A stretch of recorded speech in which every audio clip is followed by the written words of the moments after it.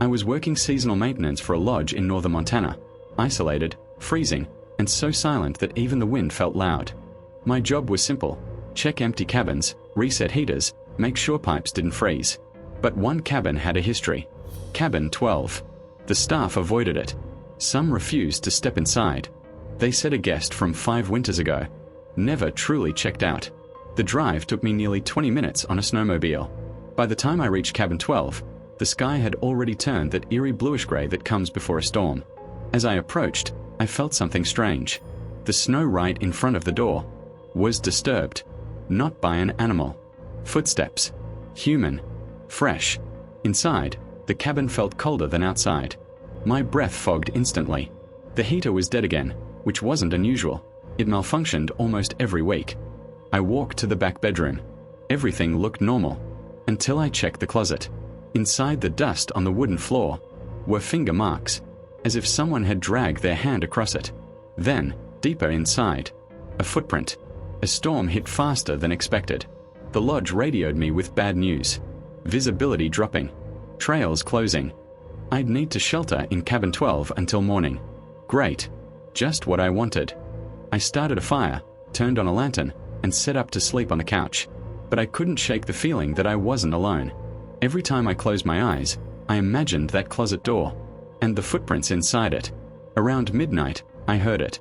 A sound so faint at first, I thought it was the storm. Creak. A floorboard. Inside the cabin. Then another. Slow.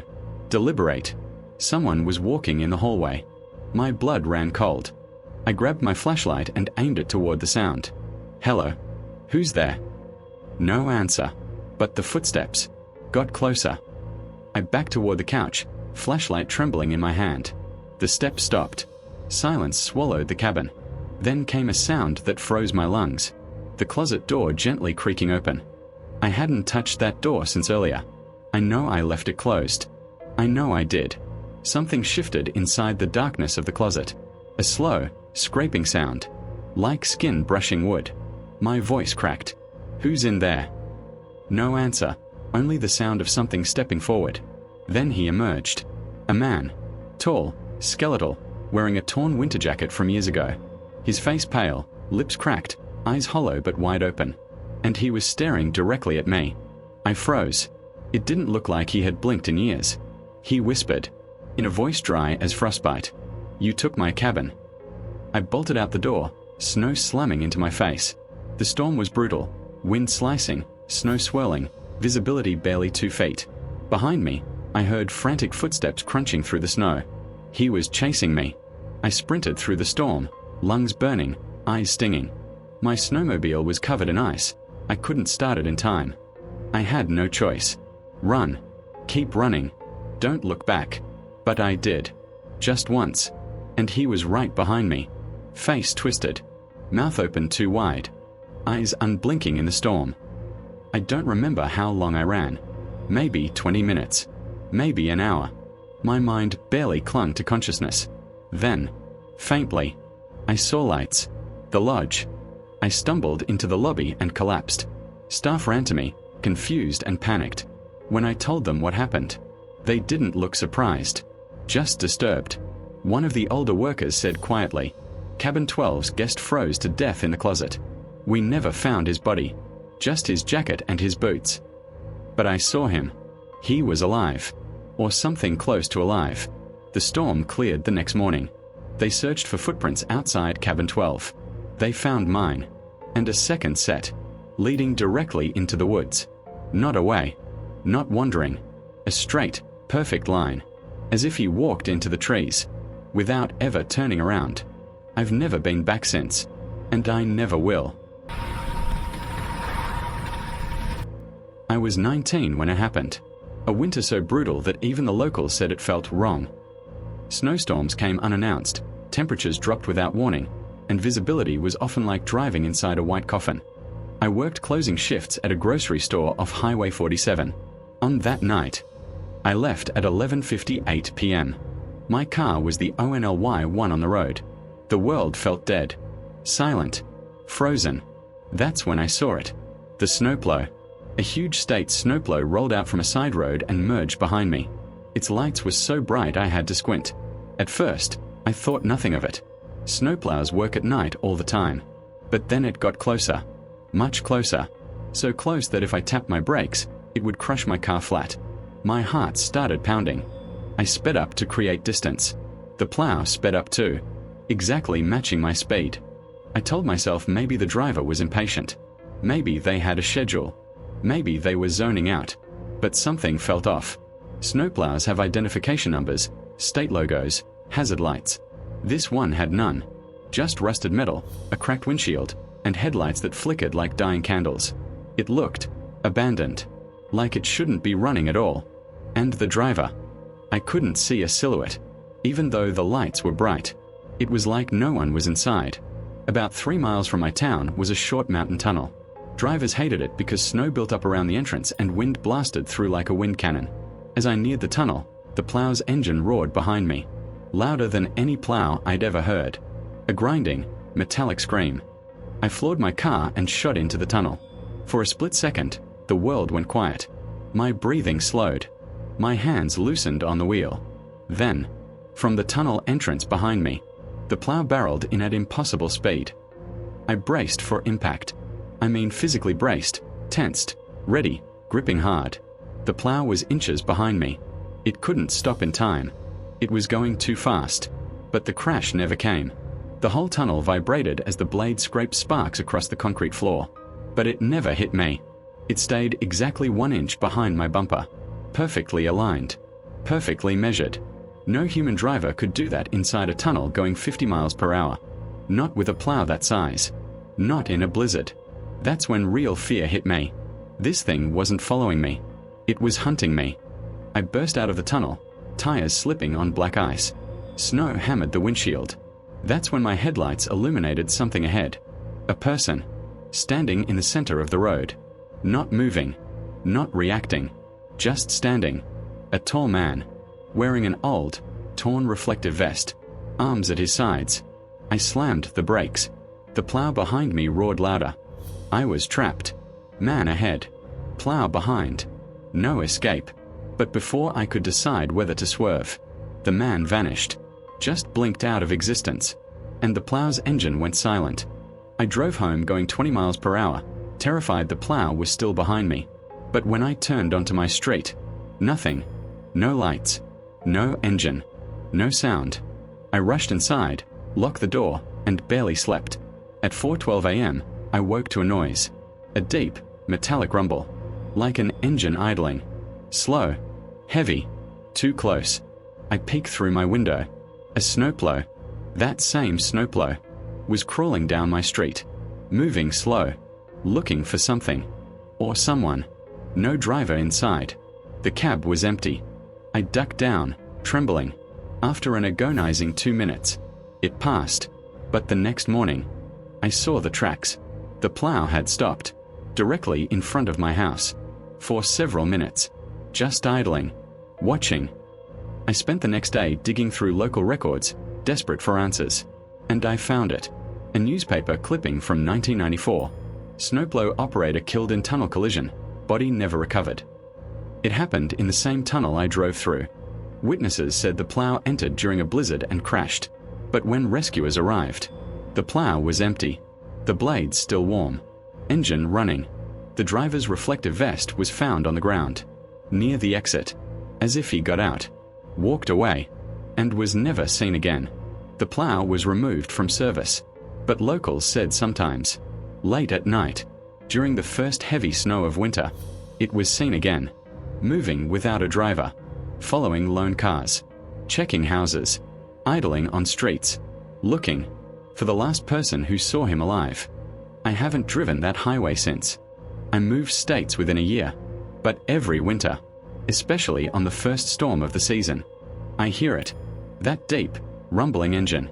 Slow, heavy, methodical. I look outside. Street empty. Nothing there. But I don't sleep. Because I know it's coming again. The abandoned snowplow with the empty driver's seat. The one that matches your speed. The one that never crashes. The one that waits outside your home. In the middle of the night. Just long enough to let you know. It remembers you.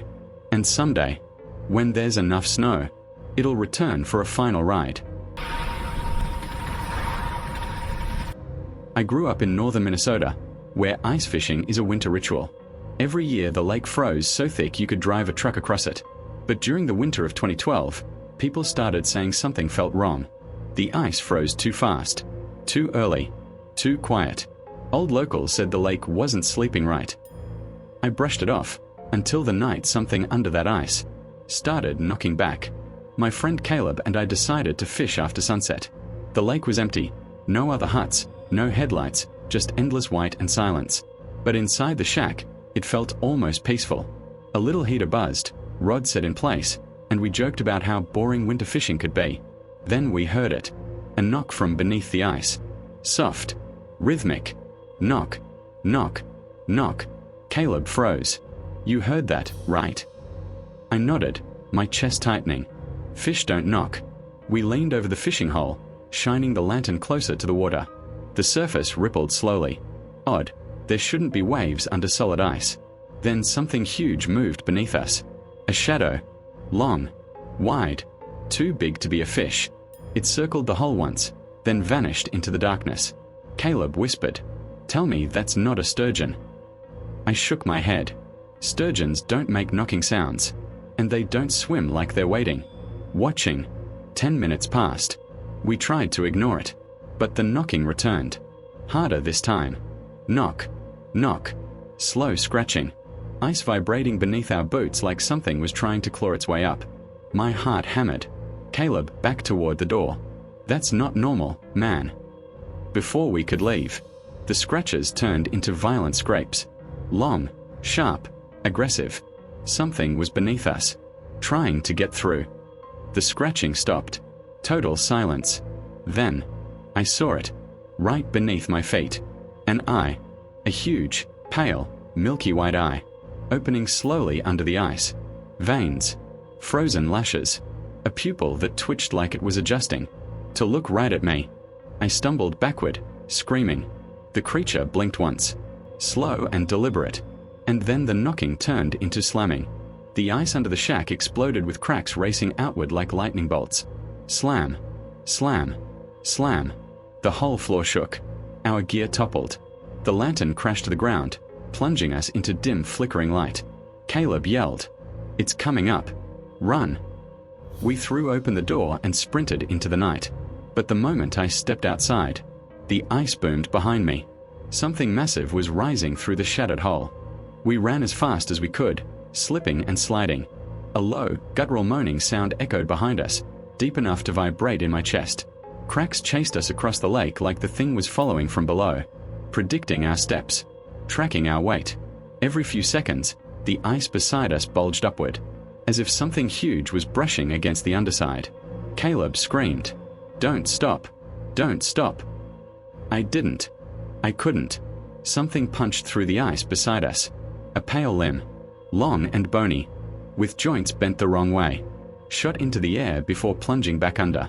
The creature was keeping pace, just beneath the surface, matching our direction. The lake groaned, cracked, and shook like a living thing. My lungs burned from the freezing air, but the shore was still so far away. Just when I thought we might make it, the ice beneath Caleb shattered. He dropped with a scream, plunging into the black water. I skidded to a stop, heart exploding. The water around him churned violently, bubbles rising, something huge moving. Then I saw it. A face, if you could call it that. Pale, bloated, shaped like a human, but stretched, as if frozen underwater for decades, and twisted by the cold. Its mouth opened impossibly wide, releasing a sound like water screaming. It wrapped one long arm around Caleb's leg and pulled him deeper. He disappeared in seconds. I ran, crying, hyperventilating, barely able to see through tears and blowing snow. Behind me, the ice collapsed in massive chunks, like the lake itself was falling apart. The creature wasn't just chasing. It was dragging the entire sheet of ice down with it. I leaped the last few feet onto solid snow-covered land and kept running until I reached the tree line. When I looked back, the center of the lake was gone, collapsed into a huge black opening. Water bubbling like something massive had just submerged. The fishing shack? Gone. Caleb? Gone. Nothing left but a swirling dark hole, slowly freezing over again. Search teams came the next morning. They refused to go near the thin ice. They said Caleb fell in and drowned instantly. But I know they knew more.